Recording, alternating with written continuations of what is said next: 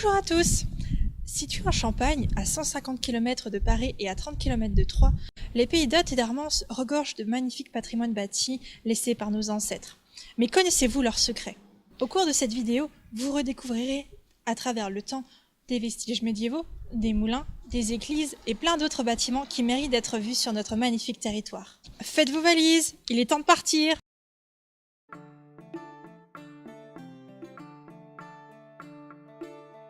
Revenons au temps du Moyen-Âge, à Coursan-en-Othe. En raison de sa position stratégique, Coursan-en-Othe a été au centre de nombreuses batailles de territoire entre les ducs de Bourgogne et les rois de France. Une grande forteresse entourée de profonds et larges fossés a été construite suite à ces guerres. La hauteur du château permettait de repérer les envahisseurs à plusieurs dizaines de kilomètres à la ronde.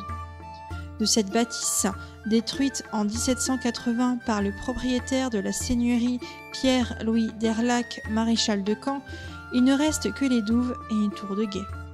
Celle-ci est le dernier vestige du château médiéval qui devait être de taille importante. Partons maintenant à Hervy-le-Châtel, petite cité de caractère, pour vous parler de la porte Saint-Nicolas. Ce monument, fait de pierres du pays, datant du XIIIe siècle, est inscrit à l'inventaire supplémentaire des monuments historiques.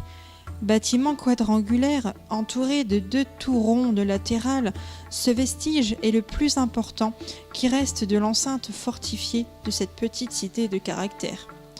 Elle permettait l'accès à l'enceinte fortifiée et comme toutes les villes de l'époque, les entrées étaient contrôlées afin d'éviter toute invasion. Entre les années 1700 et 1800, la porte Saint-Nicolas a abrité le tribunal, mais aussi la mairie. Ce bâtiment porte ce nom car il y avait une statuette de Saint-Nicolas située dans une niche au centre de la porte.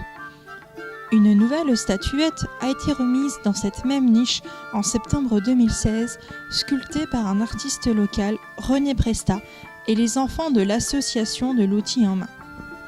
Ce monument est aujourd'hui la seule porte médiévale qui existe encore dans l'Aube. L'association de sauvegarde du patrimoine d'Hervy-le-Châtel œuvre pour faire valoir le patrimoine du village et aide à la restauration des monuments.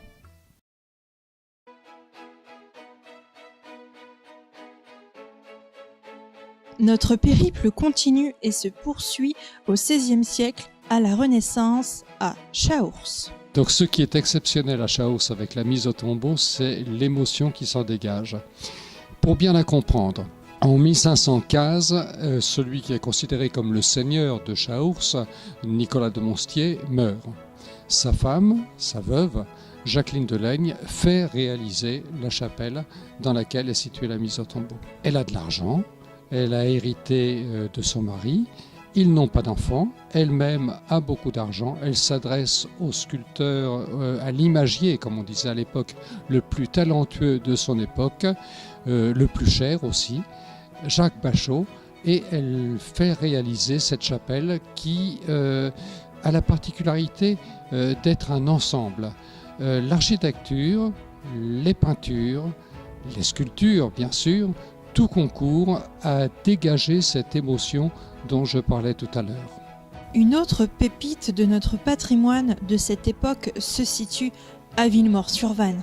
Que l'on arrive de Troyes ou de Sens, la silhouette de l'église Notre-Dame de l'Assomption signale au loin sa présence dans le village. Mesurant près de 33 mètres, son clocher, reconstruit au XVIe siècle, est constitué d'une succession de 3 auvents superposés recouverts de bardeaux de châtaignier qui marquent son caractère original. Signé et daté de 1521, le célèbre jubé de Villemort-sur-Vanne est une œuvre d'un très grand intérêt pour l'histoire de la sculpture sur bois au XVIe siècle. C'est le plus important et le plus riche des jubés de bois existants en France. 26 bas-reliefs décorent la tribune. Du côté chœur, c'est un ornement de style gothique comptant la vie de la Vierge. A l'inverse, du côté de la nef, c'est un ornement de style Renaissance où il est représenté la Passion du Christ. Le jubé de Villemort-sur-Vanne est un livre d'histoire, un livre de médiation à l'usage des pèlerins depuis près de 5 siècles. Il est pour d'autres l'occasion d'admirer la culture, le talent, le travail et la peine des artistes qui offrent ici un somptueux cadeau.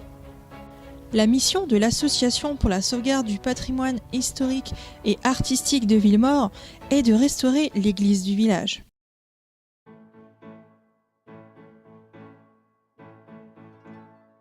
Continuons à présent au XIXe siècle, dans le village d'Étourvy, pour vous emmener à la découverte du moulin à huile et à farine. Ce moulin a été construit de 1815 à 1818. L'étang et le bief ont été creusés afin de pourvoir à son alimentation d'eau. Sa particularité était de pouvoir produire aussi bien de l'huile que de la farine. Ce moulin fournissait de l'huile principalement de noix, de tournesol, de colza feuillé, qui est une variété de pavot. 3 phases sont nécessaires à l'obtention de l'huile: le broyage des graines, le chauffage et le pressurage. Au fil du temps, le moulin a subi plusieurs transformations: roue à aube, manège à chevaux, etc. et fonctionne aujourd'hui grâce à une turbine de type Kaplan. Un moteur de tracteur Vierzon peut également prendre le relais en cas de manque d'eau. L'association Patrimoine Saint-Georges à Étourvy a pour tâche de restaurer les monuments du village. Dirigeons-nous maintenant à Aix-en-Othe pour vous présenter la halle de type Baltard. Édifiée en 1889 par Aristide Fortier selon le modèle des halles construites par Victor Baltard à Paris, elle allie harmonieusement le fer, la fonte et la brique. Au-dessus du bâtiment, toute la zone est fermée par des plaques en verre armé, mais le chef-d'œuvre de cette construction est le comble métallique qui franchit avec élégance et légèreté tout l'espace enclos entre les murs. 4 grands portails sont établis dans les axes de circulation. Ils sont ornés au-dessus de délicats éventails. Magnifiquement restaurée en 1997, la halle abrite chaque mercredi et samedi matin le marché. Le marché du mercredi matin fait partie des 100 marchés d'exception de France avec la présence de producteurs locaux. L'association Animation et Recherche en Pays Aixois a pour but essentiel d'aider à la restauration et à la mise en œuvre de monuments, de bâtiments, d'objets du pays aixois.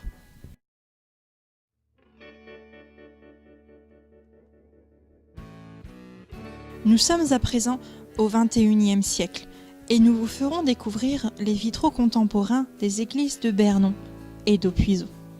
L'église du village de Bernon a été construite au XIIe siècle.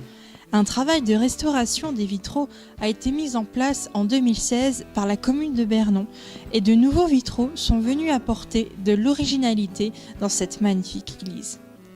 Pour cela, les artistes verriers de la manufacture Vincent Petit à Troyes se sont inspirés de 2 thèmes différents, la nature et la chasse. En les contemplant, vous pourrez admirer la finesse des dessins de feuilles de vigne, des trophées ainsi que des bois de cerf. Si vous prêtez attention, le saint patron des chasseurs, Saint Hubert, est représenté sur l'un d'eux. Allons à Aupuiseau maintenant. L'église d'Aupuiseau a été construite entre 1853 et 1864 sur les collines des Traux entre Au et Puiseau tournés vers le nord. Les vitraux contemporains que vous pouvez contempler ont été conçus entre 2014 et 2015 également par la manufacture Vincent Petit. Ils remplacent ceux qui avaient été détruits durant la tempête de 1999. Ils abordent le thème de l'origine du monde.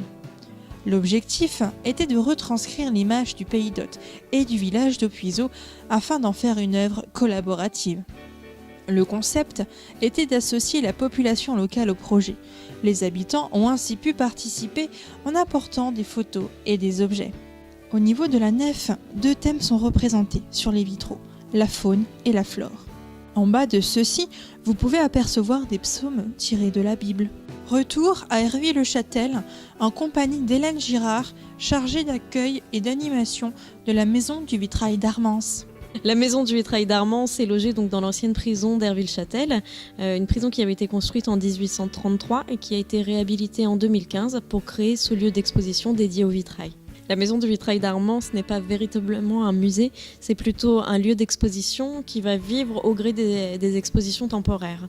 On a l'exposition permanente qui reste en place, qui explique toute la théorie pour la création des vitraux avec montage en plomb. Et au-delà de ça, on a les expositions temporaires qui viennent ponctuer l'année, avec en période estivale une grande exposition vitrail qui met en valeur des créateurs contemporains. Et sur les autres mois, dans les périodes plus basses, des expositions de plus petite envergure qui vont souvent mettre en valeur des artistes locaux. Pour visiter la maison du vitrail, ça va se découper en deux parties. Il y a d'abord le rez-de-chaussée, donc sous forme théorique, avec des panneaux donc, qui expliquent toutes les étapes. Au-delà de ces panneaux, on a aussi des îlots jeux qui permettent aux enfants de manipuler les choses et de bien comprendre la multitude de petites étapes qui permettent de créer les vitraux. Ensuite, la visite se déroule à l'étage, avec en vitrine les outils du maître verrier, les peintures sur verre, mais aussi les ingrédients nécessaires pour créer le verre, tout simplement. Et c'est à l'étage qu'on retrouvera toutes les expositions temporaires. Et voilà, notre voyage à travers le temps s'achève. Et nous espérons que grâce à cette vidéo, vous avez pu découvrir le riche patrimoine bâti en Haute-Armance. À très bientôt!